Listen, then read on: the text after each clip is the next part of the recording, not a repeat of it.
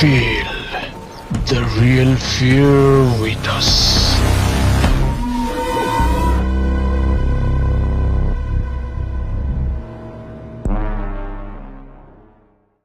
প্রিয় লিসেনার্স, আসসালামু আলাইকুম।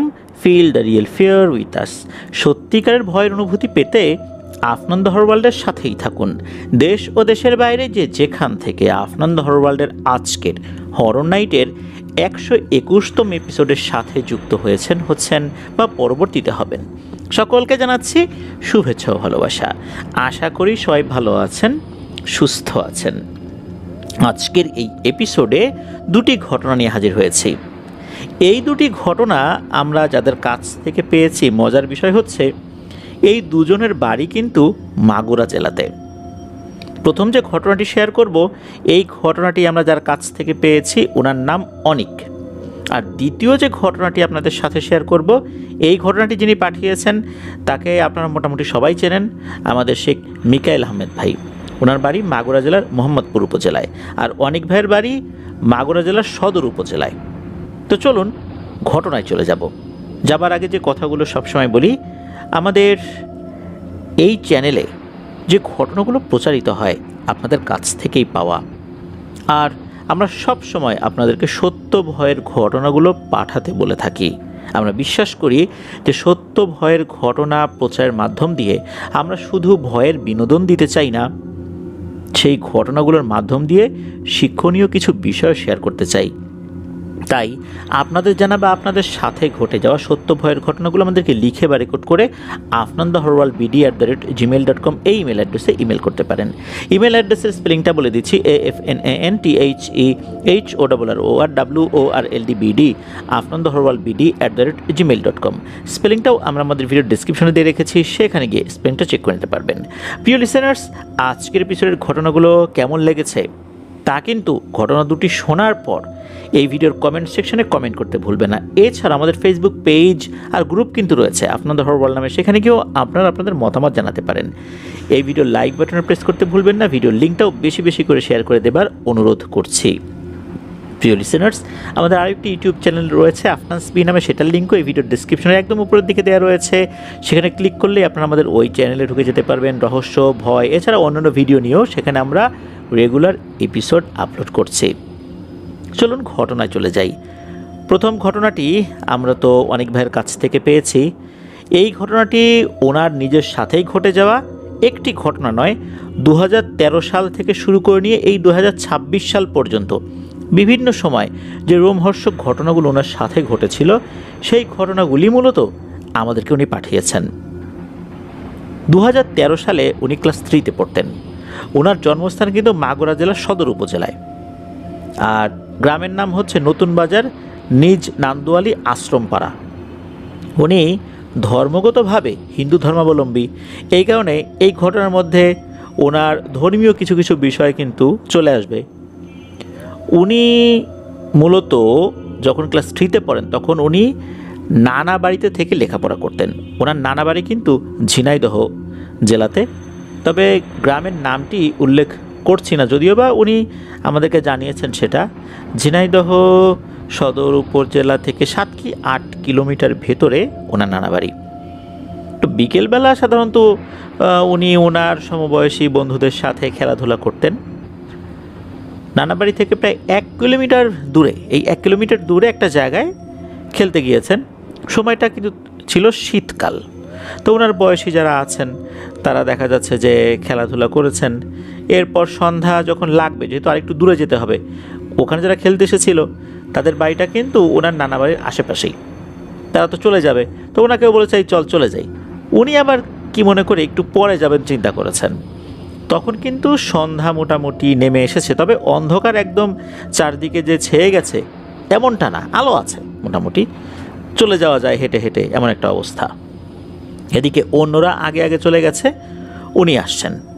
তো উনি যেই পথ দিয়ে আসছিলেন ওখানে একটা জায়গা রয়েছে, সেই জায়গাটার নাম হচ্ছে তালতলা। এই জায়গাটা কিন্তু বেশ ভয়ঙ্কর, অনেকেই নাকি ওখানে ভয় পেয়েছে। উনি যখন ওই তালতলার কাছে এসেছেন তখন দেখেন একটা অদ্ভুত এবং ভয়ঙ্কর দৃশ্য। এই যে তাল গাছ, এই তাল গাছের পাশ দিয়ে বা নিচ দিয়ে একটা লোক হেঁটে যাচ্ছে। যেহেতু কিছুটা আলো ছিল, বোঝাই যাচ্ছে যে তার পরিধেয় বস্ত্রের রং কি ছিল। বেশ বড় কালো টাইপের একটা আলখেল্লা পরা, হাতে একটা কোনো কিছুর পাত্র, এটা যে ঠিক কিসের পাত্র এটা বোঝা যাচ্ছে না, তবে কোনো একটা পাত্র এটা হাতে নিয়ে সে চলে যাচ্ছে।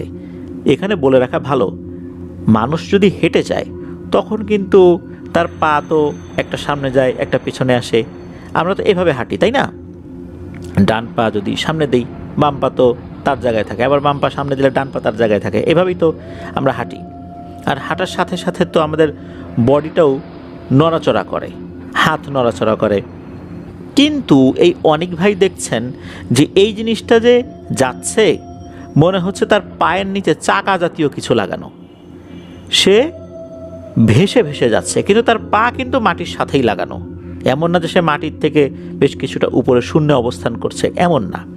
সে এভাবে যাচ্ছে। যেতে যেতে ওই পাশে থাকা একটা বাঁশঝাড়ের মতো জায়গা রয়েছে, এই দিকে চলে গেল। উনি কিন্তু জিনিসটা দেখলেন। যেহেতু উনি এমন একটা জিনিস দেখেছেন, দেখার পর উনি দ্রুত নানা বাড়িতে আবার চলে আসেন। এসে ওনার নানিকে বলছেন, এই ঘটনা, আমি তো এরকম একটা জিনিস দেখেছি। নানি তো এটা শুনেই ভয় পেয়েছে। আরে বলিস কি, এরকম একটা জিনিস দেখলি ওইখানে? না জানি পরে কোনো সমস্যা হয়, এই চিন্তা করে নানি কি করেছেন, ওনাদের বাড়ির কাছাকাছি একজন বয়স্ক ভদ্র মহিলা যিনি ঝাড়ফুঁক করতে পারতেন, তার কাছে নিয়ে যান এই অনিক ভাইকে। তো উনি ঝাড়ফুঁক করে দেন, বলেন যে ও কিছু না। আর ওই রাস্তায় কিছু সমস্যা আছে, অনেকেই ওখানে এই ধরনের জিনিস দেখেছে আর কি, ঝাড়ফুঁক করে দিলাম, ভয়ের কিছু নেই।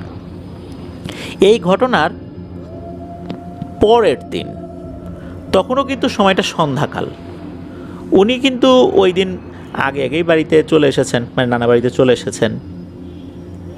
উনি ওনার নানা বাড়ির কাছাকাছি একটা জায়গা, ওই জায়গাতে একটু জঙ্গলের মতো ছিল, আর পাশেই বাঁশঝাড় ছিল।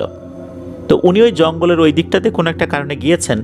উনি দেখেন সাদা আলখেল্লা পরা একটা লম্বা ব্যক্তি, তার হাতে তেমন কিছু ছিল না, বা কিছু আছে কিনা বোঝা যায় নাই। সেও ওই গতকাল যেই অবয়বটাকে উনি দেখেছিলেন, যেভাবে মনে হচ্ছে যে মাটির সাথে লেগে লেগে চলে যাচ্ছে, কিন্তু বডি নড়াচড়া করছে না, পায়ের নিচে চাকা লাগানো, মনে হচ্ছে ওই একই রকমভাবে এই অবয়বটাও আস্তে আস্তে জঙ্গলের ভেতর দিয়ে বাঁশঝাড়ের দিকে গিয়ে মিলিয়ে গেল। উনি কিন্তু এটা দেখেছেন। দৌড়ে বাড়িতে এসে উনি বিষয়টা শেয়ার করেন ওনার নানির সাথে। ওনার নানি এবারও তো ভয় পেয়ে গেছেন। তখন আবার ওই যে বয়স্ক ভদ্রমহিলা, তার কাছে নিয়ে যান, তার কাছ থেকে ঝাড়ফুঁক করিয়ে নিয়ে আসেন। তো এরকম তো গেল দুটি ঘটনার কথা। তো এরপরে কিন্তু প্রায় বেশ কিছু বছর, উনি ওই সময় তো ক্লাস 3-তে পড়তেন, ক্লাস 6 পর্যন্ত উনি উঠে গেছেন। এর মধ্যে কিন্তু আর কোনো ভয়ের ঘটনা ঘটেনি। 2017 সালের দিকে আর একটা ঘটনা ঘটে। তো ওই সময়ে উনি ওনার বাড়িতে অবস্থান করছিলেন, যে মাগুরাতে আর কি। তো ওনাদের যে ঘরটা, এই ঘর থেকে ওয়াশরুমটা বাইরে হলেও এই ওয়াশরুমটা কিন্তু পাকা করা, উপরের ছাদ, আর ছাদ আর দেয়ালের মধ্যবর্তী জায়গায় বেশ কিছুটা ফাঁকা রাখা হয়েছে চতুর্দিকেই, যাতে আলো বাতাস ঢুকতে পারে। ওই সময়ে ওরা নানা এসেছিলেন হচ্ছে সৌদি আরব থেকে দেশে। ওনার নানা বেশ অনেক বছর সৌদি আরবে ছিলেন, দেশে আসছেন। তো দেশে আসার পর নানা বেড়াতে আসছেন। নানা ওনাকে, কারণ উনি হচ্ছেন নানার বড় মেয়ের বড় ছেলে, সেই হিসাবে একটা আদর যত্ন তো নানা সবসময় করতেন, স্নেহ করতেন, ভালোবাসতেন। নানা বেশ কিছু চকলেট এনেছিলেন, ওনাকে খাইয়েছেন, আরও অনেক জিনিস নিয়ে এসেছিলেন, খাইয়েছেন। তো খাওয়া দাওয়া করে রাত্রে ঘুমিয়েছেন, ওয়াশরুমে যাবার দরকার হয়েছে। তো ওনার ওই সময় মনে পড়ে, স্পষ্ট সময়টা মনে আছে, ভোর 4:19 ওয়াশরুমে যাবার দরকার হয়। কেননা উনি ওই সময় পাশে থাকা মোবাইলের সময়টা দেখেছিলেন। ওনার আম্মুকে ডাক দেন, ওনার আম্মু ওঠে, ওঠার পর বাইরে বের হয়েছেন, ওয়াশরুমে যাবেন। তো আলো তো ছিল বাইরে, সমস্যা নাই, উনি ওয়াশরুমে চলে গেছেন। এর মধ্যে ঘটে আর একটা ভয়ঙ্কর ঘটনা। ওনার আম্মু দেখেন যে ওই ওয়াশরুমের কাছে ওনাদের গোয়ালঘর রয়েছে, ওই গোয়ালঘরের সাইড থেকে একটা ছায়া মনে হচ্ছে বের হয়ে এলো, বের হয়ে ওয়াশরুমের পেছন দিকে চলে গেল। তো এই দৃশ্য দেখার পর উনি চিন্তা করেছেন যে উনি হয়তোবা কি দেখে ফেলেছেন রাতের বেলা।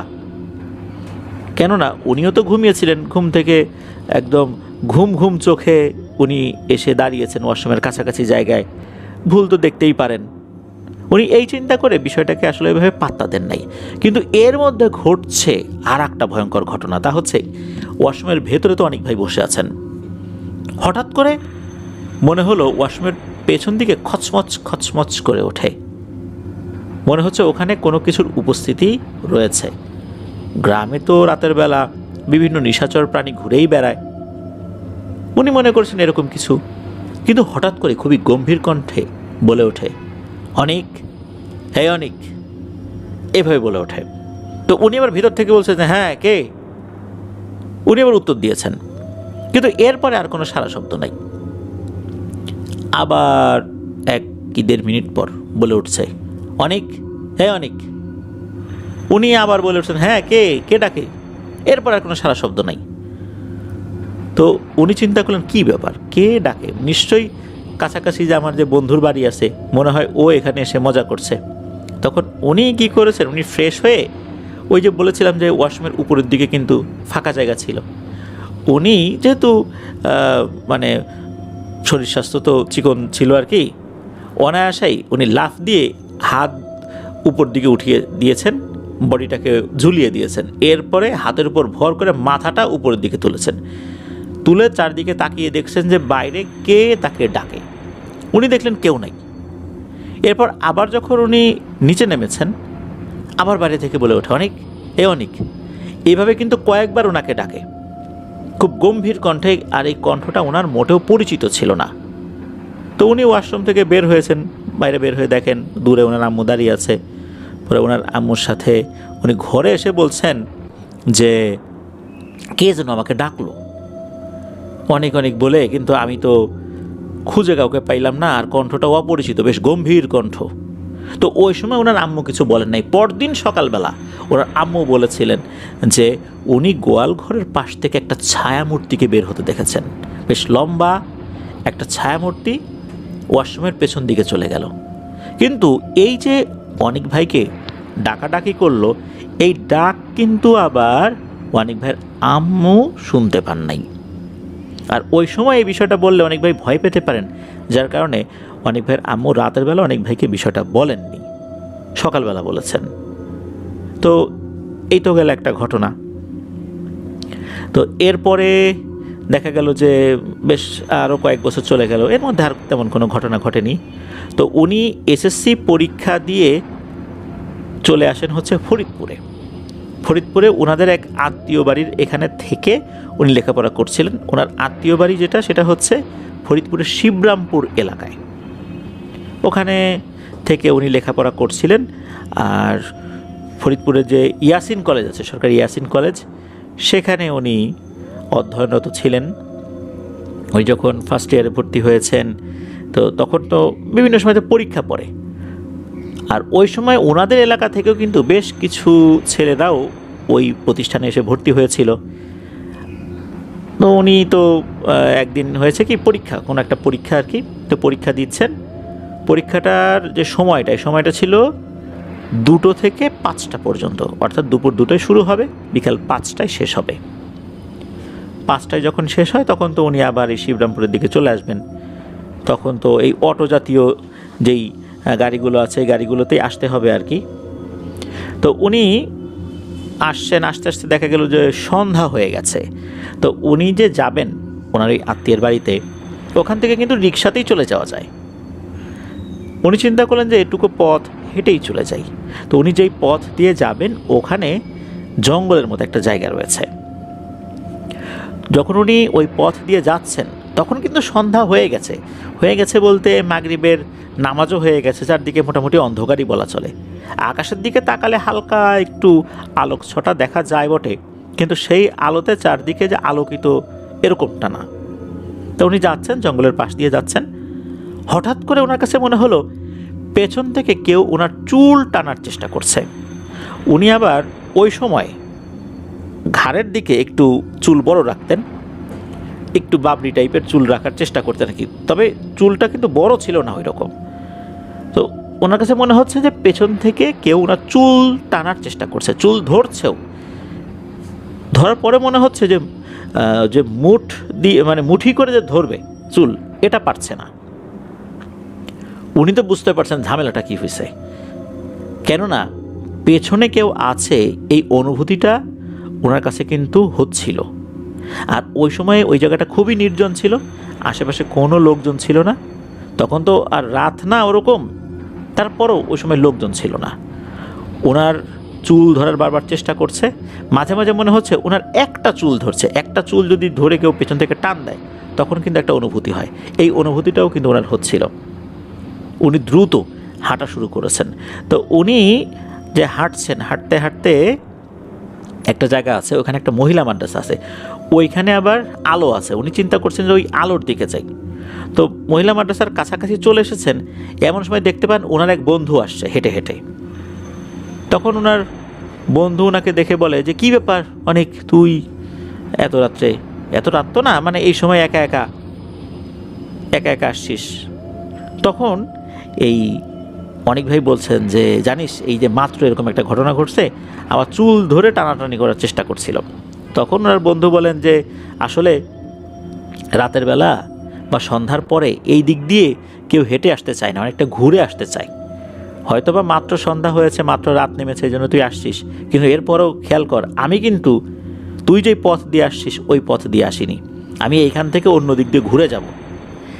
এইখানে বেশ কিছু বছর আগে একজন বয়স্ক লোক আত্মহত্যা করে, এরপর থেকেই এই ধরনের সমস্যা শুরু হয়েছে। কে যেন চুল ধরে টানাটানি করার চেষ্টা করে, তারপর আরও বিভিন্ন ধরনের কিছু কিছু সমস্যা করার চেষ্টা করে, এরকম এটা হচ্ছে। তো এই জিনিসটা কিন্তু ওনার বন্ধু বললেন। তো এই তো গেল একটা ঘটনা। এই ঘটনার প্রায় 1 বছর পর, এর মধ্যে কিন্তু উনি হাঁটাচলা করছেন ওই দিক দিয়ে, আর তেমন কিছু সমস্যা হয় নাই। 1 বছর পর ওই একই আত্মীয়ের বাড়িতে আর কি, উনি সন্ধ্যা না বেশ রাত বলতে তখন হয়তো এশার আজান হয়ে গেছে, নামাজও হয়ে গেছে, এমন একটা সময়। ওই সময় তো ওখানে ওয়াইফাই ছিল না, উনি এমবি কার্ড কিনতেন। এমবি কার্ড যেটা পাওয়া যেত, মোবাইল অপারেটররা বিভিন্ন ধরনের কার্ড, বিশেষ করে যেই কার্ডটা রিচার্জ করলে এমবি চলে আসে। তো উনি এমবি কার্ড কেনার জন্য বাইরে বেরিয়েছেন। চিন্তা করলেন যে এমবি কার্ড কিনে নিয়ে আসি, মোবাইলে ডেটা শেষ হয়ে গেছে। তো উনি যখন বের হয়েছেন, বের হবার পর উনি মোটামুটি যে পথ দিয়ে যাচ্ছেন এটা কিন্তু পাকা রাস্তা, হাঁটছেন কিন্তু পাকা রাস্তা দিয়ে। তো এমবি কার্ড কেনার পর যখন ফেরত আসছেন, ওই রাস্তার পাশে কিন্তু বাঁশঝাড় রয়েছে। হঠাৎ করে ওনার কাছে মনে হলো যে এই বাঁশঝাড়ের যে কঞ্চিগুলো আছে এর উপর দিয়ে কেউ হেঁটে হেঁটে আসছে। আসলে বাঁশঝাড়ের যে কঞ্চি, এখানে কিন্তু কোনো বানরের পক্ষেও লাফালাফি করে এক জায়গা থেকে আরেক জায়গা যাওয়াটা বেশ কঠিন, কারণ কঞ্চিগুলো জালের মতো বিস্তৃত থাকে। এর ফাঁক ফোকর দিয়ে কিন্তু পাখিও উঠতে গেলে আটকে নিচে পড়ে যায়, আহত হয়। সেখানে কারো পক্ষে হেঁটে এক জায়গা থেকে আরেক জায়গা যাওয়া বা এগিয়ে যাওয়া তো সম্ভব ওভাবে হয় না। তো উনি ফিল করছেন যে এরকম কেউ একজন হেঁটে যাচ্ছে। তখন উনি কী করছেন, ওনার চোখটা একটু বাঁকা করে, মানে আর চোখে দেখার চেষ্টা করছেন যে জিনিসটা আসলে কি। তো উনি দেখতে পেলেন যে আসলেই বাঁশের কঞ্চির উপর দিয়ে হেঁটে হেঁটে একটা জিনিস, মনে হচ্ছে জিনিসটা কালো কুচকুচে, উচ্চতা মানুষের মতোই মনে হবে, তবে এই জিনিসটাও একদম বাঁকা চোখে ওনার দিকে তাকিয়ে আছে। মানে উনিও আর চোখে তাকিয়ে আছেন, আর ওই জিনিসটাও আর চোখে ওনাকে দেখছে। আর ওই জিনিসটার চোখ দুটো লাল টকটকে আর লাইটের মতো জ্বলছে। তো উনি যখন এটা দেখলেন, উনি আবার চোখটা সরিয়ে ফেলেন, ভয় পেয়েছেন মারাত্মক। দ্রুত উনি ওই বাড়িতে ফেরত আসলেন। এরপরে এসে তো জিজ্ঞেস করছেন যে এখানে কি কোনো সমস্যা টমস্যা নতুন করে তৈরি হয়েছে কি না, এরকম একটা জিনিস দেখলাম, 1 বছর হয়ে গেল আর কোনো সমস্যা হলো না। তখন একটা বিষয় জানা গেল, তা হচ্ছে এই যে বাঁশঝাড়টা, এই বাঁশঝাড়ের এখানে একটা দুষ্টু পিশাচ বসবাস করে। এর কাজই হচ্ছে মানুষকে বিরক্ত করা। মানুষ রাতের বেলা দিক দিয়ে হেঁটে গেলেই সে বিরক্ত করবে, মানে করবেই, এটা তার একটা বদ অভ্যাস হয়ে গেছে। তো এটা উনি শুনলেন আর কি। এরপরেও আরও বেশ কিছু বছর কেটে গেল, উনি তো আবার নিজ এলাকায় ফেরত আসছেন ইন্টারমিডিয়েট পাশ করার পর। আর সময়টা উনি বললেন এর পরের যে ঘটনাটা, এটা 31st নাইট। তো উনি ওই সময় গিয়েছিলেন নানা বাড়িতে, ঝিনাইদহে আর কি।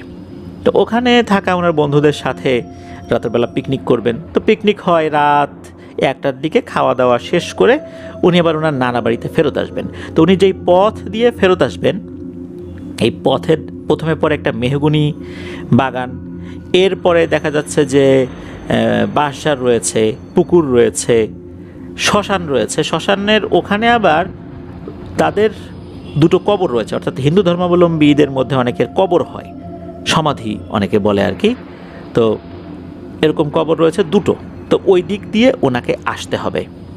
তো ওই দিক দিয়ে উনি যখন আসছিলেন, ওই পথে কিন্তু একটা তেঁতুল গাছও আছে।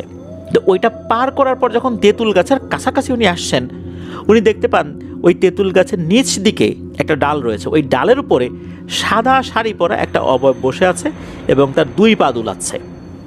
চেহারাটা বোঝা যাচ্ছে না, তবে বোঝা যাচ্ছে এতটুকুই যে এটা বেশ বয়স্ক। আর মাথার চুলগুলো যে সাদা, এই চুলগুলো মনে হচ্ছে আলো ছড়াচ্ছে, এরকম মনে হচ্ছে। এটা যখন উনি দেখেছেন, উনি কি সামনের দিকে যাবেন না পেছন দিকে যাবেন এটা বুঝতে পারছেন না। কি একটা বিপদ। আর ওই জিনিসটা কিন্তু ওভাবেই আছে, তার দিকেও তাকাচ্ছে না, সে ওইভাবেই বসে আছে আর পা দুলাচ্ছে। তখন অনিক ভাই যেটা করেন সেটা হচ্ছে ওনার বন্ধুদেরকে ফোন দেন, কারণ তারা তো ওখানেই আছে, গল্প গুজব করছে। উনি না হয় চলে আসছেন আর কি আগে আগে।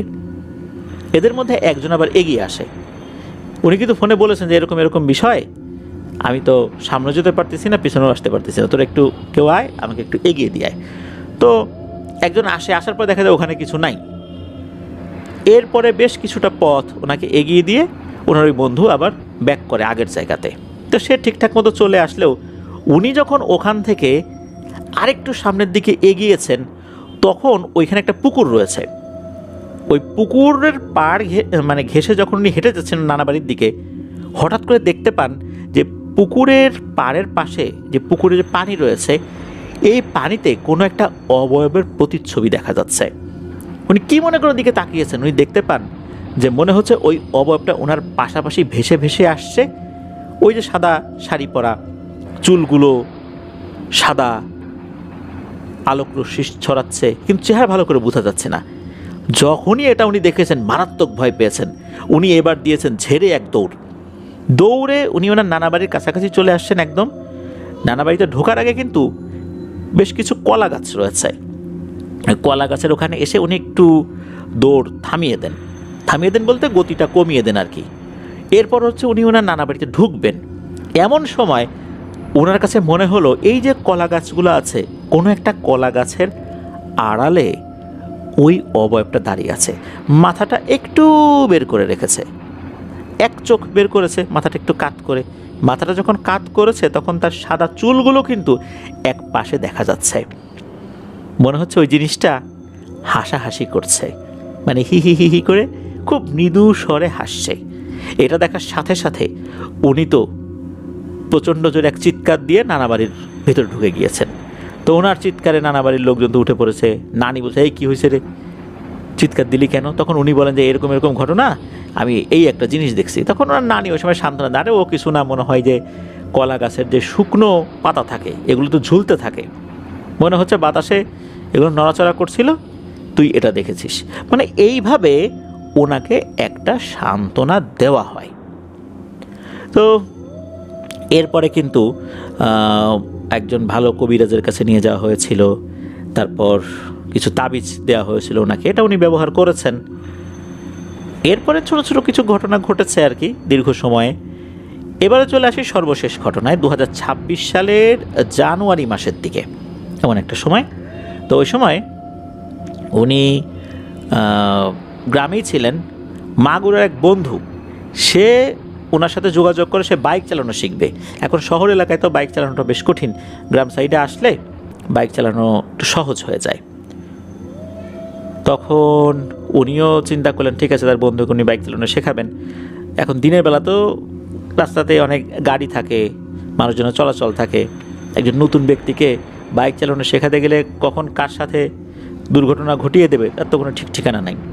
এই জন্য রাতের বেলা ওনাকে বাইক শেখানোর জন্য বের হয়েছেন। উনিও চলে আসছেন দিনের বেলাতেই। তখন রাত খুব যে বেশি তাও না, রাত 10টা-11টা এরকম একটা সময় বা এরকম বাজে আর কি। তো বাইক চালাতে চালাতে ওনারা মঠ বাড়ি নামক একটা জায়গা রয়েছে, ওখানে চলে আসেন। ওখানে একটা জোড়া শ্মশান রয়েছে। ওনারা যখন বাইক চালাতে চালাতে, ওই সময় কিন্তু বাইকের সামনে বসা হচ্ছে ওনার সেই বন্ধু, সে তো নতুন চালক, আস্তে আস্তে চালাচ্ছে, আর অনেক ভাই পেছনে বসে আছেন।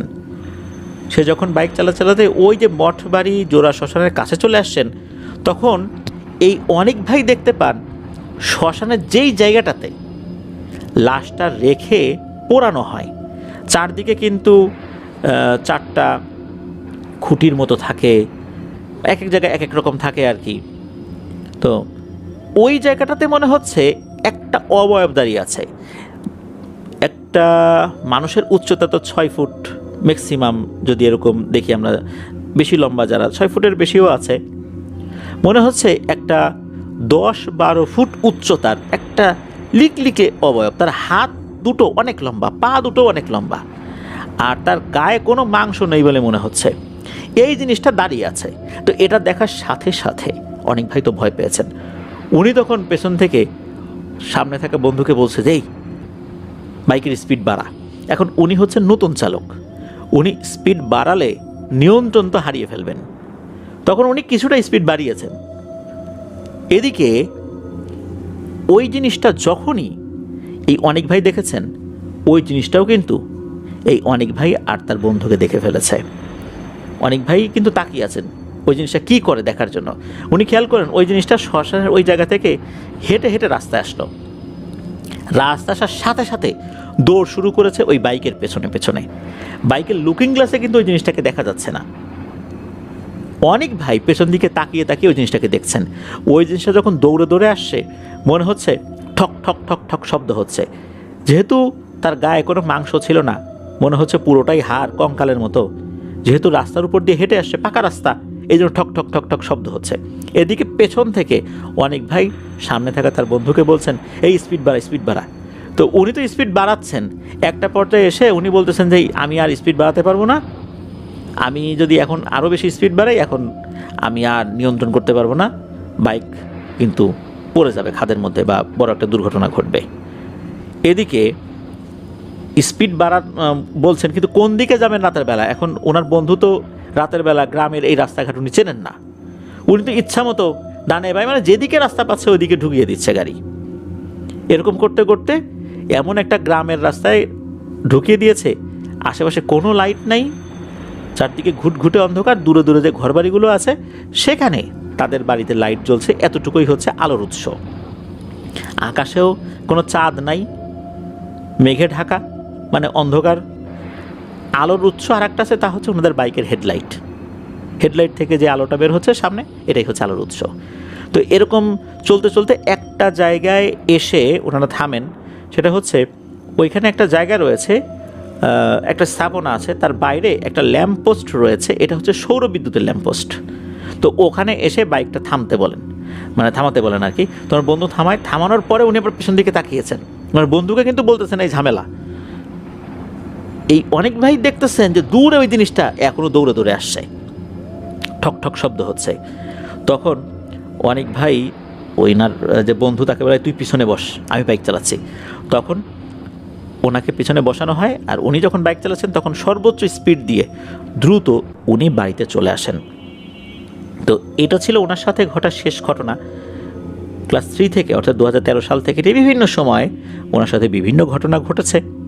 তো তার কিছু অংশ উনি পাঠিয়েছেন, উনি জানিয়েছেন আরও অনেক ঘটনা রয়েছে। এই যে তালতলা থেকে শুরু করে নিয়ে আরও বিভিন্ন জায়গা রয়েছে, এই জায়গা কেন্দ্রিক আরও অনেক ঘটনা রয়েছে। পর্যায়ক্রমে উনি সেগুলো পাঠাবেন বলে জানিয়েছেন। ধন্যবাদ জানাচ্ছি অনেক ভাইকে আপনার পাঠানো ঘটনার জন্য। আশা করি আপনাদের মতো আরও যারা রয়েছেন তারা আমাদেরকে এইভাবে বেশি বেশি করে ঘটনা পাঠাবেন, তাহলে ইনশাল্লাহ আমরা এভাবেই অনেকটা পথ একসাথে পাড়ি দিতে পারবো। প্রিয় লিসেনার্স, চলে যাব আমাদের এবারের এপিসোডের দ্বিতীয় ঘটনা। এই ঘটনাটি আমাদেরকে পাঠিয়েছেন আমাদের সবার প্রিয় শেখ মিকাইল আহমেদ ভাই। শেখ মিকাইল আহমেদ ভাই আমাদেরকে যে ঘটনাটি পাঠিয়েছেন, এই ঘটনাটি পরিকেন্দ্রিক ঘটনাটি আমি যখন পড়ছিলাম তখন এই ঘটনাটি এটা প্রচার করব কি করব না এটা নিয়ে আমি একটু চিন্তিত ছিলাম, কেননা এই ধরনের ঘটনা আমরা আগে প্রচার করেছি, কিন্তু ঘটনা পড়তে পড়তে একটা জায়গায় এসে আমি থমকে যাই যে এইটা কি, এরকম বিষয় তো আগে ওভাবে কখনো পাইনি। এরপর চিন্তা করলাম যে এই ঘটনাটি নিশ্চয়ই আমাদের লিসেনাররাও দারুণ দারুণ করে আসলে এনজয় করবেন, আমি আশা করব। ভৌতিক এনজয় যেটাকে বলি আর কি আমরা, ভয়ের আনন্দ। তো চলুন ঘটনা শুরু করছি। মিকাইল আহমেদ ভাই, ওনার বাড়ি তো মাগুরা জেলার মোহাম্মদপুর উপজেলার শ্যামনগরে, এটা তো আমরা বিভিন্ন সময় শেয়ার করি আর কি ওনার ঠিকানাটা। আর উনি ঢাকার একটি নামকরা পত্রিকায় চাকরি করছেন। উনি যখন যশোর স্কুলে লেখাপড়া করতেন 2010 সালের দিকে, ওনার এক বন্ধু, তার নাম হচ্ছে হাবিব, তার আপন চাচাতো মামার সাথে একটি ঘটনা ঘটেছিল। একটি পরি রিলেটেড ঘটনা, এটা 80-র দশকের মধ্যবর্তী সময় বা শেষ দিকে হতে পারে বলে অনুমান করা হয়, এক্স্যাক্ট সালটা বলা মুশকিল। তো যখন উনি যশোরে লেখাপড়া করতেন পড়াশোনার সুবাদে, তখন ওনার এই বন্ধু হাবিব ওনাকে কথায় কথায় অল্প করে বলেছিল যে ওনার মামার সাথে একটা পরীর ঘটনা আছে। তখন অবশ্য মিকাইল ভাই আগ্রহ করে সেটা শোনেন নাই। কিছুদিন আগে ফেসবুক চালাতে চালাতে ওনার এই ফ্রেন্ডকে পেয়ে যান, তখন ওনার সাথে আবার যোগাযোগ করেন। এরপর ঘটনাটি উনি সংগ্রহ করেন, তারপর আমাদেরকে পাঠান। তবে এই ঘটনার মধ্যে বেশ কিছু রহস্যময় বিষয় রয়েছে যা অমীমাংসিত। কিছু কিছু জায়গা আমরা হাইড করব সঙ্গত কারণে। তো এই যে হাবিব ভাই, ওনার যে মামা, উনি তখন কলেজে লেখাপড়া করতেন, যশোর MM কলেজে। পড়াশোনার কারণে মূলত হাবিব ভাইয়ের চাচাতো মামা এই হাবিব ভাইদের বাড়িতে থেকেই লেখাপড়া করতেন। এই মামা, ওনার যে বাড়ি, এটা ঝিনাইদহ জেলার একটা জায়গায়, সঙ্গত কারণে আমরা সেই জায়গাটার নাম বলছি না। মামা একাই ছিলেন, ওনার কোনো ভাই বোন ছিল না, মানে পিতামাতার একমাত্র সন্তান বলতে আমরা যেটা বুঝি আর কি। তবে এই হাবিব ভাইদের যে বাড়ি, এই বাড়িটার এক্স্যাক্ট লোকেশন বলতে যদিও বা নিষেধ করা হয়েছে, তবে আমি এতটুকু বলছি যে যারা যশোর যান, যশোরের যেই জায়গাটাতে বাস থেকে নামিয়ে দেওয়া হয় ওই জায়গার আশেপাশেই এই হাবিব ভাইদের বাড়ি, অর্থাৎ ওই কলেজটার খুব কাছাকাছি। ওই সময় এই হাবিব ভাইদের একতলা বিল্ডিং বাড়ি ছিল আর কি। যখন অতিরিক্ত গরম লাগতো, বিদ্যুৎ থাকতো না, তখন মামা হাবিব ভাইদের বাড়ির এই ছাদের উপরে চলে যেতেন। ওখানে দেখা যেত যে হারিকেন নিয়ে গিয়েছেন বা এমন কিছু নিয়ে গিয়েছেন যেটার আলোতে পড়া যায়। আর পড়ার জন্য ওই ছাদের উপরে উনি ছোট্ট একটা চৌকির মতো রেখেছিলেন, পড়াও যায়, আবার যদি উনি ক্লান্তি অনুভব করেন ওইটার উপরে একটু ঘুমানো যায়, এরকম একটা ব্যবস্থা উনি করেছিলেন। তখন কিন্তু ঘন ঘন শুধু ইলেকট্রিসিটি চলে যেত, ঘন ঘন বিদ্যুৎ চলে যেত। আর এই যে মামা, উনি দেখতে শুনতে অনেক সুন্দর ছিলেন, উঁচু লম্বা সুদর্শন একজন পুরুষ। আর উনি এমন একজন পুরুষ ছিলেন যে কোনো মেয়ে ওনাকে দেখলে পছন্দ করবেই, এমন একটা অবস্থা। উনি যদিও বা প্র্যাকটিসিং মুসলিম ছিলেন না, নামাজ পড়তেন মাঝে মাঝে, তবে ওনার সততা, সত্যবাদিতা, এই জিনিসগুলো কিন্তু উল্লেখ করার মতো। মিথ্যা কথা উনি কখনো বলতেন না, ওয়াদা দিয়ে ওয়াদা রক্ষা করার চেষ্টা করতেন, মানে এরকম ভালো ভালো গুণ ওনার মধ্যে ছিল। তখন মামার বয়স 19 কি 20 বছর, আর মামার নাম ছিল হাসান। এক রাতে, রাত 11টা কি 12টা হবে আর কি, তো এই হাসান মামা ছাদের উপরে খাটের উপর শুয়ে মানে পূর্ণিমার চাঁদ দেখছেন আর কি। ক্লান্তি অনুভূত হচ্ছিল, গরমও পড়েছে, বাইরে বেরিয়েছেন অর্থাৎ ছাদে গিয়েছেন, ছাদের আলো জল জল করছে। উনি চিন্তা করলেন যে এমন একটা পরিবেশ, একটু চোখের উপরে শুয়ে থাকি। উনি যখন এরকম অনেকক্ষণ শুয়ে আছেন, হঠাৎ করে ওনার শরীরে একটা অদ্ভুত অনুভূতি সৃষ্টি হয়। এই গরমের মধ্যে মনে হলো ঠান্ডা একটা শীতল বাতাস এসে ওনার শরীরে লাগলো, শরীরটা একদম ঠান্ডা হয়ে গেল। পরক্ষণে চারদিকে একটা অজানা ফুলের সুবাস পেতে থাকেন এই হাসান মামা। হাসান মামার কাছে মনে হচ্ছে বেলি ফুল আর অন্য কোনো ফুলের মিশ্রণে এই সুঘ্রাণটা তৈরি হয়েছে। ওনার মধ্যে এক অন্য ধরনের অনুভূতি বিরাজ করছে তখন। হাসান মামা চৌকি থেকে উঠে বসেন এবং দাঁড়িয়ে উকি ঝুঁকি মেরে দেখতে থাকেন যে এই সুঘ্রাণটা কোথা থেকে আসছে।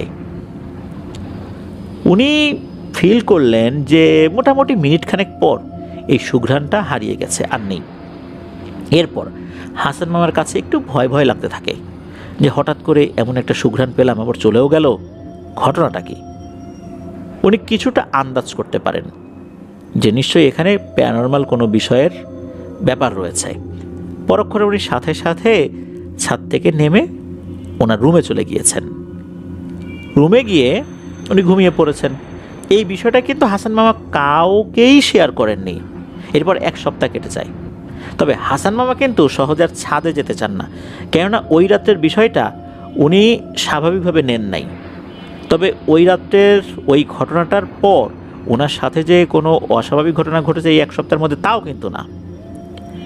যেহেতু এক সপ্তাহের মধ্যে কোনো ঝামেলা হয়নি, এই এক সপ্তাহ পর হাসান মামা আবার ওই ছাদের দিকে গিয়েছেন 11টার পরে। প্রথমে ছাদে যাওয়া যেতে ওনার একটু দ্বিধা লাগছিল, তবু উনি গিয়েছেন আর কি। মূলত গরমে অতিষ্ঠ হয়ে ছাদে উঠেছেন। তবে উনি কিন্তু দোয়া দরুদ যা জানেন সব পড়ে নিজের শরীর বন্ধ করেই ছাদে উঠেছেন। রাত 12টার মতো বাজে তখন। এবার ঘটল একটু অন্যরকম ঘটনা। হঠাৎ করে হাসান মামা নূপুরের শব্দ শুনতে পেলেন। মনে হচ্ছে ঝনঝন ঝনঝন শব্দ করে হাসান মামার চারপাশে কে যেন ঘুরছে, আর সেই পূর্বের মতোই ফুলের সুঘ্রাণ ছড়াতে থাকে ছাদের চারদিকে। আর অল্প অল্প হাসির শব্দ কানে ভেসে আসে হাসান মামার কাছে। হাসান মামা একটু ভয় পেয়েছেন ওই সময়ের এই অবস্থার কারণে। উনি দ্রুত নিচে নেমে আসেন, নিজের রুমে চলে গিয়েছেন। আর মনে মনে ভাবছেন এগুলো কি হচ্ছে আমার সাথে, বুঝে উঠতে পারছেন না উনি। হাসান মামা ঘুমানোর চেষ্টা করছেন, কিন্তু ঘুম সহজে আসছে না। শুধু সেই ফুলের সুঘ্রাণ আর নূপুরের শব্দ আর সেই হাসির যেই আওয়াজ, সেটাই ওনার কানে বারবার বাজছে। একটা পর্যায়ে হাসান মামা ঘুমিয়ে যান। ঘুমের ভেতর এবার স্বপ্ন উনি দেখতে থাকেন। এমন একটা স্বপ্ন দেখেন যেটা আসলে ওনার কল্পনাতেই কখনো আসেনি, যা শুধু রূপকথার গল্পেই সম্ভব।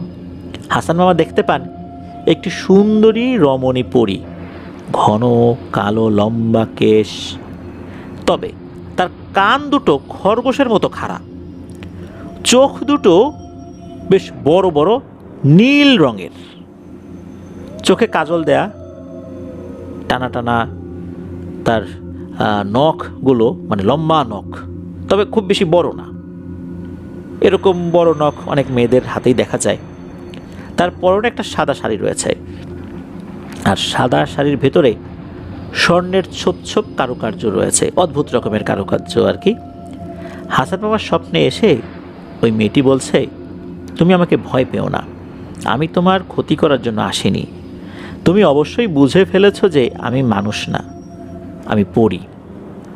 প্রথম রাতের ঘটনাই তুমি যে অনুমান করতে পেরেছ তা আমি জানি।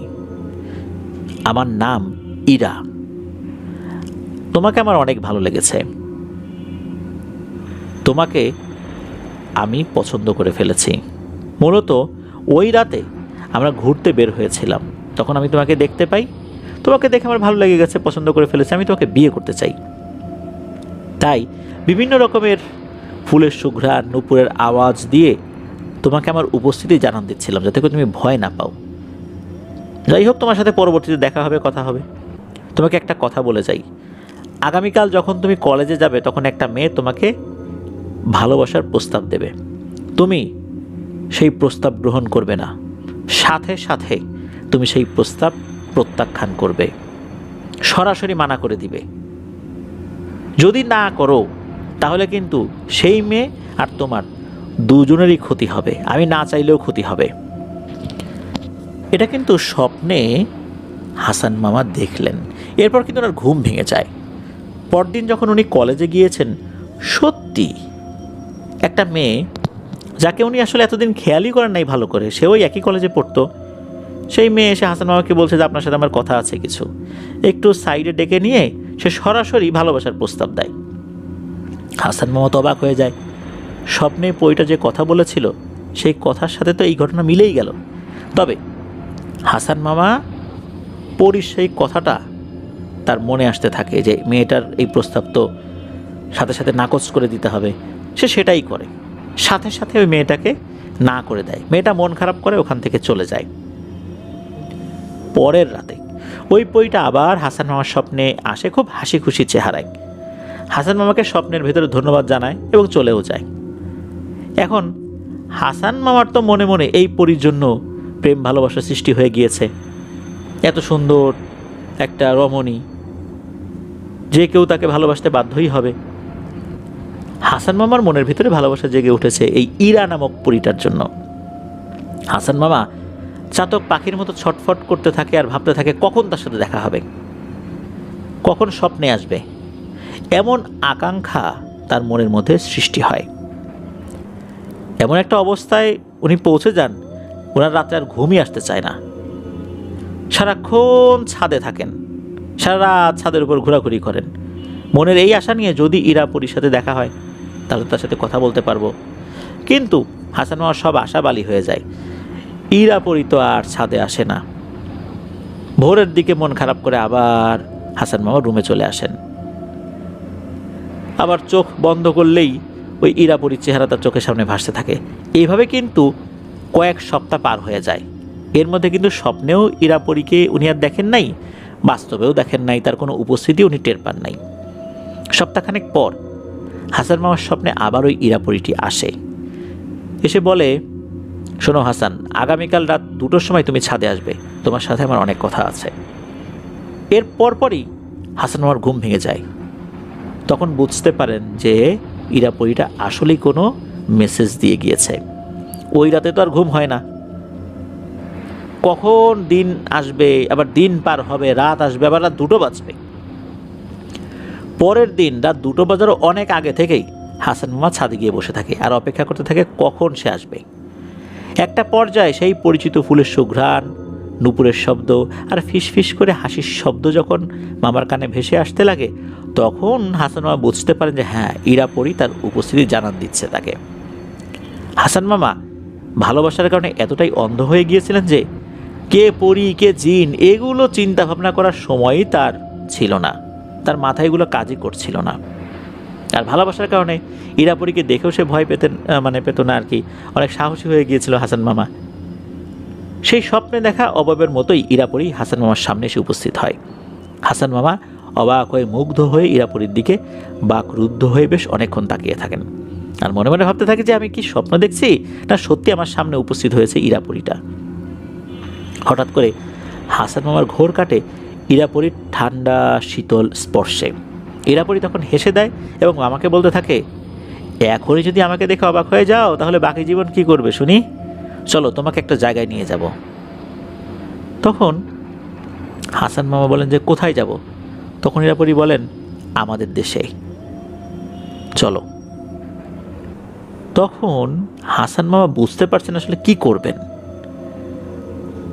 ওইদিকে হাসান মামাকে তখন ইরা পরী বলেন যে তুমি একটা কাজ ভালো করেছো, তুমি আমার এই কথাটা কাউকে বলনি, নিজের ভিতরেই রেখে দিয়েছ। তুমি যে আমাকে কতটা ভালোবাসো এটাই তার প্রমাণ। আর কতটা ভালোবাসো এটাও বোঝার জন্য কয়েক সপ্তাহ তোমার সাথে আমি দেখা করিনি, তোমার মধ্যে কী ধরনের অনুভূতি হয় আমার জন্য, তোমার আকাঙ্ক্ষা কোন দিকে যায় এটা বোঝার চেষ্টা করছিলাম। তবে আমি সবসময় তোমার আশেপাশেই ছিলাম, তবে তোমাকে বুঝতে দেইনি। এখন বুঝতে পারছি যে তুমি আসলেই আমাকে অনেক ভালোবাসো। তোমাকে এখন পরীর রাজ্যে নিয়ে যাব, আমার মা তোমাকে দেখতে চেয়েছেন। তখন হাসান মামা বলতে থাকেন, কিভাবে নিয়ে যাবে? এরপর ইরা পরী হাসান মামার মুখের উপরে 2 হাত দিয়ে দেন, অর্থাৎ এই 5 আঙ্গুল দুটো এক জায়গা করে মুখের উপর দিয়ে দেন এবং ইরা পরী বলেন, তুমি চোখটা বন্ধ করে থাকো এবং চুপ করে থাকবা। আমি না বলা পর্যন্ত তুমি কথাও বলবে না, চোখও খুলবে না। তাই হয়। হাসান মামা চোখ বন্ধ করলেন, কথাও বলছেন না। আর যখনই নাকি এই ইরাপরি বলেছে যে কথা না বলতে এবং চোখ না খুলতে এবং দু হাত সামনের দিকে ধরেছে তার চোখের উপর, মুখের উপরে, এরপর নাকি রাজ্যের ঘুম এসে এই হাসান মামার চোখে এসে ভর করেছে।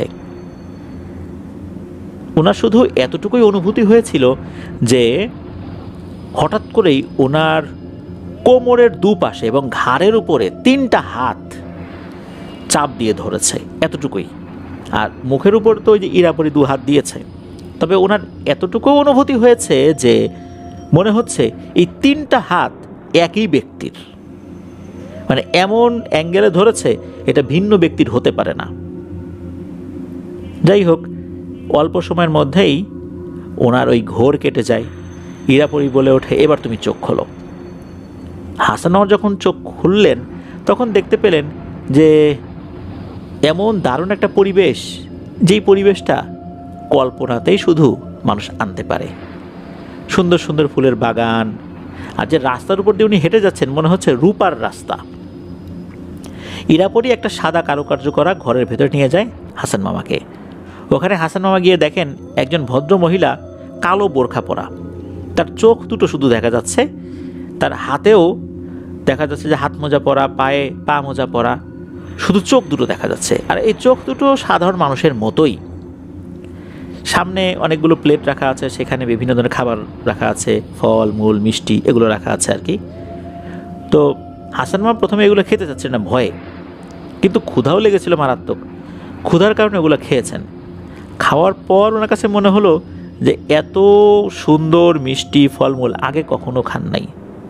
এরপর এই যে ইরাপরির মা হাসান মামাকে বলতে থাকেন যে শোনো, তুমি আমার মেয়েকে এখনই বিয়ে করবে, আমরা সব ব্যবস্থা করে রেখেছি। এই কথা শোনার সাথে সাথে হাসান মামা তো দ্বিধায় পড়ে যান। তো তখন নাকি ইরাপরির মা হাসান মামাকে কিছু বুঝ দেন যে শোনো, তুমি তো ইরাকে ভালোবাসো, যদি ভালোবাসো তাহলে এখনই বিয়ে করবে, তোমার কোনো সমস্যা হবে না, তোমার পরিবারের দায় দায়িত্ব আমার, তোমার মা বাবাকে আমরাই ম্যানেজ করে নিব, তুমি কোনো চিন্তা করবে না, তুমি শুধু আমার মেয়েকে বিয়ে করে নাও, পরবর্তীতে কিভাবে কোন মাধ্যমে কি করা যায় সেটা আমরা দেখব। হাসান মামা তো অবাক হয়ে গিয়েছেন যে তারা কেন এত জোর জবরদস্তি করে ইরার সাথে ওনাকে বিয়ে দিচ্ছেন। বিষয়টা আসলে ওনার মাথার মধ্যে আসলেও ভালোবাসায় এতটাই অন্ধ হয়ে গিয়েছিলেন যে উনি তখন যে না বলবেন বা কিছু একটা বলবেন এটা আসলে তার ভিতরে কাজ করছিল না। হাসান মামার সাথে ওখানে ইরাপরির বিয়ে হয়ে যায়, তবে কোন মাধ্যমে, কিভাবে, কোন পদ্ধতিতে বিয়েটা সম্পন্ন হয়েছিল এই বিষয়টা জানা যায়নি। এরপর নাকি হাসান মামাকে যশোরের ওই বাড়ির, অর্থাৎ এই হাবিব ভাইদের বাড়ির ছাদেই নাকি দিয়ে গিয়েছিল। দিয়ে যাওয়ার পর ইরাপরি বলে গিয়েছিল যে তোমার পরীক্ষা শেষ হওয়ার পর আমি তোমাদের গ্রামের বাড়িতে তোমার সঙ্গে যাব, তোমার সাথে ঘর সংসার শুরু করব, আমাকে দেখলে কেউ বুঝতেই পারবে না যে আমি মানুষ না, তবে তুমি কারো সাথেই এই কথা বলবা না, তোমার মা বাবার সাথেও না, আমি একজন সাধারণ মানুষের মতোই ওখানে থাকবো, মানে তোমার সাথেই বসবাস করব আর কি, আর কাউকে বলবা না যতদিন না পর্যন্ত আমি অনুমতি দেই। তো এভাবে দেখা যাচ্ছে যে একটা কথা হয়ে গেল। কিন্তু এই যে হাসান মামা চলে গিয়েছিলেন এর মধ্যে নাকি 2 দিন পার হয়ে গিয়েছিল। এই 2 দিন হাসান মামাকে কোথাও খুঁজে না পেয়ে এই যে হাবিব ভাইয়ের যিনি মা বাবা বা ওখানে আরও যারা আছেন তারা কিন্তু অনেক চেষ্টা করেছেন খোঁজার জন্য, থানায় জিডিও করেছিলেন, এরকম ওনাদের জায়গা থেকে যা যা করার দরকার ওনারা সেটা করেছিলেন। যখন উনি আসলেন ওনারা তো জিজ্ঞেস করছেন যে কোথায় গিয়েছিলি, কি হয়েছিল। হাসান মামা কিন্তু আসলে যেহেতু একটু বড় হয়ে গিয়েছিলেন, নিজের মাথায়ও তো বেশ কিছু বুদ্ধিশুদ্ধি ছিল, উনি ওনার মতো করে বিষয়টা এড়িয়ে যান বা অন্য কোনো একটা কথা বলে দেন, যদিও বা সেই কথায় অন্যরা আসলে সন্তুষ্ট হয়নি। তবুও আসলে এই ঘটনাটা কাকতালীয়ভাবে এখানেই থেমে যায়, এটা নিয়ে আর কেউ ভাবেও নাই। এদিকে পরীক্ষার সময় চলে আসে হাসান মামার, মাঝে মাঝে নাকি ইরাপরি আসতো, কথা বলতো, দেখা করতো, জাস্ট তাদের একটা সম্পর্ক আছে এইটা বোঝানোর জন্য। এরপর যেটা হয়, পরীক্ষার পর উনি নিজের বাড়িতে চলে যান। আর হাসান মামা তো মা বাবার একমাত্র সন্তান, উনি চলে গিয়েছেন। এরপর দেখা গেল যে হাসান মামার যে পরিবার, এই পরিবার থেকে মানে ওনার মা বাবা বলছেন যে দেখ আমার, বিশেষ করে হাসান মামার বাবা, উনি বলছেন যে আমার তো শারীরিক অবস্থা ভালো না, এখন তুই একটা বিয়ে কর। যখন বিয়ের কথা বলা হয়, হাসান মামা তখন বলে ওঠেন যে আমি বিয়ে করব না, আমি যশোরে একটা এতিম মেয়েকে বিয়ে করেছি। তখন এই ওনার মা বাবা বলেন যে এতিম মেয়েকে বিয়ে করছিস মানে, আমাদেরকে না জানিয়ে বিয়ে করলি, আচ্ছা যা করছিস তাহলে মেয়েটাকে নিয়ে আয়। তো এক রাতে হাসান মামার ঘরে টোকা পড়ে, দরজা খুলে দেন হাসান মামা। তখন দেখা যাচ্ছে ইরাপরি এসেছে, বলে যে এখন তোমার মা বাবার সাথে আমার পরিচয় করাই দাও, আমাকে সবাই দেখতে পাবে, কোনো সমস্যা নেই। মেয়েটার সাথে যখন মা বাবার একটা পরিচয় ঘটে, মা বাবা তো অবাক হয়ে যান, আরে এত সুন্দর একটা মেয়েকে তুই বিয়ে করছিস, ভালোই হয়েছে। তো এরপর কিন্তু ঘর সংসার চলছে। এদিকে হয় কি যে আশেপাশের আত্মীয় স্বজন যারা আছেন, পাড়া প্রতিবেশী, তারাও কিন্তু দেখতে আসছেন, তারাও দেখেছেন, কোনো সমস্যা নাই, তারাও দেখেছে এই ইরাপরিকে। তবে উনি আসলে কি নামে ওই সময় ছিলেন এই বিষয়টা অতটা জানা যায়নি আর কি। কোনো ধরনের কোনো অস্বাভাবিকতা আশেপাশে দেখা যাচ্ছিল না। তবে ইরাপরি কিন্তু সবার সামনে যেত না, আসলেই যে সামনে যাবে বিষয়টা এরকম না। এদিকে গ্রামের কিছু দুষ্টু ছেলেপেলেদের কানে রটে যায় যে এই হাসান বিয়ে করেছে, তার স্ত্রী খুবই সুন্দরী। এখন পুরুষদের সামনে কিন্তু সে সচরাচর যায় না, যার কারণে এই দুষ্টু ছেলেগুলো চিন্তা করেছে হাসানের স্ত্রীকে দেখতে হবে। এরকম থাকে না যে অনেক দুষ্টু লোক যারা ওই যদি শোনে যে ওই বাড়িতে একটা সুন্দরী মহিলা আছে, তার চেহারা দেখার জন্য উদ্গ্রীব হয়ে থাকে। তো এরকম চিন্তা করছে রাতের বেলা আমরা যাব, গিয়ে উকি ঝুঁকি দিয়ে দেখার চেষ্টা করব। এরা নাকি রাতের বেলা এসেছিল ওই হাসান ভাইয়ের বা হাসান মামার বাড়ির কাছাকাছি একটা জায়গায় আসছে, আসার পর নাকি কোনো এক অজানা কারণে এমন ঘুম এসেছে, সকালেও দেখা যাচ্ছে এরা ঘুমাচ্ছে।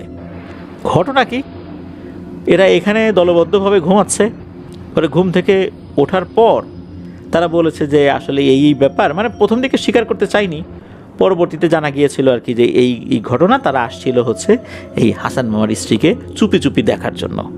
তো যাই হোক, ঘটনা এ পর্যন্তই। এরপর চলছে দিনকাল, এর মধ্যে হাসান মামার ঘর আলো করে একটা পুত্র সন্তানের জন্ম হয়। যখন পুত্র সন্তানের জন্ম হয়, পরিবারের সবাই খুশি, কিন্তু এই যে ইরাপরি এ খুশি না, তার মুখ ভার, বেজার হয়ে আছে। হাসান মামা বলছেন কি ব্যাপার, ঘরে পুত্র সন্তানের জন্ম হলো, সবাই খুশি, পাড়া প্রতিবেশী খুশি, তুমি কেন অখুশি? তখন ইরাপরি মুখ ভার করে বলেছিল যে এটা তুমি পরে জানতে পারবে কেন অখুশি। তো এরপর আরও বেশ কিছু দিন কেটে যায়। এই ছেলেটা আস্তে আস্তে অসুস্থ হতে থাকে, মানে ছোট বাচ্চা যেটা, অল্প কিছুদিনের মধ্যেই এই ছেলেটা মারাও যায়। পরিবারের শোকের ছায়া নেমে আসে। তবে এই বাচ্চাটা মারা যাবার পর সবাইকে অবাক করে দিয়ে দেখা গেল এই যে ইরাপরি বেশ খুশি, নিজের সন্তান মারা গেছে কিন্তু সে খুশি। এর কারণটা কি, এটা কিন্তু ওই সময় হাসান মামা বুঝতে পারেননি, এমনকি তার মা বাবাও বুঝতে পারেননি। এর বেশ কিছুদিন পর আবার তাদের ঘর আলো করে একটা কন্যা সন্তানের জন্ম হয়। যখন কন্যা সন্তানের জন্ম হলো, এবার দেখা গেল ইরাপরি বেশ খুশি, সে নিজের মেয়ের যত্ন নিচ্ছে। অথচ এর আগে তার যে পুত্র সন্তান হয়েছিল, সেটাকে নিজের বুকের দুধই খাওয়াতে চাইতো না সেই ছেলেকে, এমন একটা অবস্থা, যার কারণেই সে দ্রুত মারা গিয়েছে।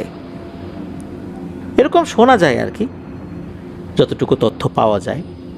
কিন্তু এই কন্যা সন্তানকে সে খুব যত্ন করে রেখে দিচ্ছে, মানে খুব যত্ন করছে। একবার হলো কি, হাসান মামা বাইরে কোনো একটা কাজে গিয়েছেন, কাজে যাবার পর উনি বাড়িতে ফেরত আসছেন। ফেরত আসার পর দেখা গেল যে এই হাসান মামার মা বাবার মুখ চোখ খুব ভার হয়ে আছে। কি ব্যাপার, কি ঘটনা? তখন ওর মা বাবা বলছে যে অনেকক্ষণ হলো তোমার সন্তান আর স্ত্রীকে তো দেখছি না, এই মেয়ে তো বাইরে কোথাও যাইতো না, এত বছরে তো আমরা বাইরে কোথাও এত বছর বলতে তখন তো 2-2.5 বছর হয়েছে আর কি। এই সময়ের মধ্যে সে বাইরে কোথাও যায়নি, বাইরে কোথাও যেতে দেখিনি, যেতে বললেও যেত না, অথচ তাকে পাওয়া যাচ্ছে না এখন। এর মধ্যে হয়েছে কি যে এই যে হাসান মামার যে পরিবার, তার বাবা তো অসুস্থ ছিল, তার মা বাবা দুজনে কিন্তু সুস্থ হয়ে গিয়েছিল এমনিতেই। যখন উনি জানতে পারলেন যে ওনার কন্যা সন্তান নাই, স্ত্রী নাই, আর কেউ না জানলেও হাসান মামা তো জানতেন যে ওনার স্ত্রী এই যে ইরা, সে আসলে মানুষ না। ওনার রুমে গেলেন, রুমে যাওয়ার পর দেখলেন যে একটা জায়গায় একটা চিরকুট পড়ে আছে। এটা উনি খুললেন, খোলার পর উনি যেটা জানতে পারলেন তা আসলে ওনাকে খুবই অবাক করে দেয়, কষ্টেও ফেলে দেয়। ওখানে লেখা ছিল, প্রিয় হাসান, আমি প্রথমেই তোমার কাছে ক্ষমা চেয়ে নিচ্ছি, তুমি আমাকে ক্ষমা করবে। আমাদের পরিরাজ্যে প্রতি 100 বছর পর পরিরাজ্যের রানীরা আমাদেরকে পৃথিবীতে পাঠায় কোনো সুদর্শন, চরিত্রবান, ভালো মনের পুরুষ খোঁজার জন্য। এরকম কারো সাথে বিয়ে দেওয়ার ব্যবস্থা করে। এই বিয়ের পর যদি কন্যা সন্তান হয়, সেই আমাদের পরবর্তী রানী হিসেবে বিবেচিত হয়। আমি মূলত পরিরানীর কথায় বাধ্য হয়ে তোমাকে বিয়ে করেছি, আমার নিজের কোনো ইচ্ছায় বিয়ে করিনি। তুমি যা যা দেখেছ সব কিছুই আমাদের পরিরানীর ইচ্ছাই হয়েছে, আমার তেমন কোনো ইচ্ছাই ছিল না। আর তোমার আমার যে কন্যা সন্তান, এই কন্যা সন্তান আমাদের এই গোত্রের রানী হবে। আর রানী হিসাবে তার যাবতীয় যে কাজকর্ম এগুলো সম্পন্ন হয়েছে। সে যখন বড় হবে সে দায়িত্ব গ্রহণ করবে। আর তুমি আমার কাছে জিজ্ঞেস করেছিলে না যে ছেলে হওয়ার কারণে কেন আমি খুশি হইনি? মূলত আমি জানতাম যে এই ছেলেটা বেশি দিন বাঁচবে না, আর ছেলেটা হবার কারণে তোমার সাথে আরও বেশি দিন আমাকে থাকতে হবে। এই জন্যই মূলত আমি খুব একটা খুশি ছিলাম না। সময় হয়েছে তোমাকে সব কিছু জানানোর জন্য। তোমার মেয়েকে নিয়ে আমি পরিরাজ্যে চলে এসেছি। এখানে তোমার মেয়ে ভালো থাকবে, আর তোমার মেয়েকে দেখে আমাদের এখানকার সবাই অনেক খুশি হয়েছে। পরবর্তী রানী হিসাবে সে উপযুক্ত বিবেচিত হয়েছে। সে অনেক অলৌকিক ক্ষমতার অধিকারী হবে। তবে তুমি যদি বেঁচে থাকো, প্রতি 10 বছর অন্তর অন্তর তোমার সঙ্গে দেখা করতে আমি আসবো এই মেয়েকে নিয়ে। এছাড়া আর দেখা হবে না। এটাই ছিল চিঠির শেষ কথা। এই চিঠিটা পড়ার পর হাসান মামা মানসিকভাবে এতটাই ভেঙে পড়েছিলেন যে উনি দুঃখে কষ্টে উন্মাদ হয়ে গিয়েছিলেন। এতদিন তো উনি এই বিষয়ে কাউকে বলেননি, কারোর সাথে শেয়ার করেননি। এরপর ওনার মা বাবা সহ আশেপাশের সবাই জানতে পারেন ঘটনাটা কি। যারা যারা ইরাপরীকে দেখেছে তারাও অবাক হয়ে যায় যে আমরা একটা পরীকে দেখেছি এভাবে মানুষের বেশে। হাসান মামা কিন্তু এতটা মানসিকভাবে বিপর্যস্ত হয়ে পড়েছিলেন মনের দুঃখে, নিজের সন্তান হারানোর বেদনা, এরপর নিজের স্ত্রী কিভাবে আসলে এক ধরনের অভিনয় করেছে বলতে হবে। উনি কিন্তু এই ঘটনা 3 বছর পর আত্মহত্যা করেছিলেন মনের দুঃখে। এভাবেই হাসান মামার ঘটনার সমাপ্তি ঘটে। আর হাসান মামা হাবিব ভাইয়ের মামা হন। মূলত তার পরিবারের সবাই এই ঘটনা জানেন, তবে স্পেসিফিকভাবে আমরা কিছু বিষয় বলিনি। যেমন হাসান মামার অরিজিনাল নামটা কি, আমরা হাসান মামা বলছি, এটা মূলত ওনার ছদ্মনাম। তারপর বেশ কিছু বিষয় আমরা আমাদের মতো করে আপনাদের সাথে শেয়ার করার চেষ্টা করেছি, কারণ আসলে অনেক বিষয় শেয়ার করা যায় না, এগুলো করা উচিত নয়। তাহলে দেখা যাচ্ছে অনেকেরই বিরাগ ভাজন হতে হয় আর কি আমাদেরকে। আরও একটা বিষয়, পরিজগতে আসলে অনেক ব্যাপার স্যাপার রয়েছে। হাসান মামা যখন গিয়েছিলেন উনি নাকি ওই জগতে শুধু মহিলাদেরকেই দেখেছিলেন, কোনো পুরুষদেরকে দেখেননি। পরবর্তীতে উনি যখন বলেছিলেন এরকমটাই বলেছিলেন আর কি। আর ওনার মেয়েকে যে নিয়ে গেল প্রতি 100 বছর পর পর এরকম একটা ঘটনা ঘটে। আমরা পূর্বে যতগুলো পরীর ঘটনা পেয়েছি এই তথ্য কিন্তু আমরা কোথাও পাইনি। মূলত ঘটনার এই জায়গায় এসে ভিন্ন একটা নাটকীয়তা পেয়েছে। ঘটনার এই অংশটা আর কি, যেটা অন্যান্য গতানুগতিক পরীর ঘটনা থেকে এই ঘটনাটাকে পৃথক একটা মর্যাদা দিয়েছে। মূলত এই জায়গাটা আমার কাছে খুবই অদ্ভুত লেগেছে, যে আসলেই পরীদের জগৎ থেকে আমাদের জগতের এমন কোনো ছেলেকে তারা বেছে নেয় যারা সুদর্শন চরিত্রবান, আর এমন ছেলেদেরকে টার্গেট করে পরীরানী কোনো একটা পরীকে তার সাথে বিয়ে দেয়। তাদের যে কন্যা সন্তান হয়, পরবর্তীতে কন্যা সন্তান সহ সেই পরী ওই দেশে চলে যায়। আর যার সাথে বিয়ে হলো এই ছেলেটা মনের দুঃখে একটা বদ্ধ উন্মাদ হয়ে যাবার মতো অবস্থা হয়। কেউ উন্মাদ হয়ে যায়, কেউ হয়তো বা হয় না, চিকিৎসা করে আল্লাহর রহমতে ভালো হয়, কেউ বা স্বাভাবিক থাকে। এক একজনের ক্ষেত্রে এক এক রকম। তবে আসলে ভিন্ন জগতের কারোর সাথে সম্পর্ক স্থাপন করা, বৈবাহিক সম্পর্কে চলে যাওয়া, এটা যে আসলে খুব একটা সুখকর হয় না, অধিকাংশ ঘটনাতেই কিন্তু আমরা এই বিষয়টা জানতে পারি, দেখতে পারি। আল্লাহ আমাদেরকে হেফাজত করুন। আল্লাহ তাআলা হাসান মামার ভুল ত্রুটি ক্ষমা করুন। প্রিয় লিসেনার্স, আপনারা যারা ধৈর্য ধরে আজকের পুরো এপিসোডটি শুনলেন, তাদের জন্য রইল অন্তরের অন্তঃস্থল থেকে ভালোবাসা এবং শুভেচ্ছা। যারা ঘটনা পাঠিয়েছেন, অনেক ভাই এবং শেখ মিকেল আহমেদ ভাই, আপনাদেরকেও ধন্যবাদ জানাচ্ছি। আশা করছি আপনাদের কাছ থেকে আরও বেশি বেশি ঘটনা এইভাবেই আমরা পেতে থাকব। প্রিয় লিসেনার্স, ঘটনা দুটি কেমন লেগেছে তা জানিয়ে কিন্তু এই ভিডিওর কমেন্ট সেকশনে কমেন্ট করতে ভুলবেন না। আর ঘটনা সম্পর্কিত রিভিউগুলো কিন্তু আপনারা আমাদের গ্রুপে দিতে পারেন। আমরা অপেক্ষায় থাকব আপনাদের কাছে ঘটনা দুটি কেমন লেগেছে। আজকের এপিসোড থেকে বিদায় নিব। আগামীকাল মঙ্গলবার আমাদের আফনান্স ইউটিউব চ্যানেলে ফিয়ার উইথ টুয়েসডে এপিসোডে হরর কিছু ঘটনা নিয়ে ইনশাল্লাহ হাজির হচ্ছে। সবাই ভালো থাকবেন, সুস্থ থাকবেন। আমার জন্য দোয়া করবেন, আমার পরিবারের জন্য দোয়া করবেন, আপনাদের জন্য দোয়া রইল, আপনাদের পরিবারের প্রত্যেকের জন্য দোয়া রইল। মহান আল্লাহ সুবহানাহু ওয়া তাআলা আমাদেরকে ভালো রাখুন, সুস্থ রাখুন, নিরাপদে রাখুন, আপনার দ্য হরর ওয়ার্ল্ডের সাথে রাখুন। আসসালামু আলাইকুম।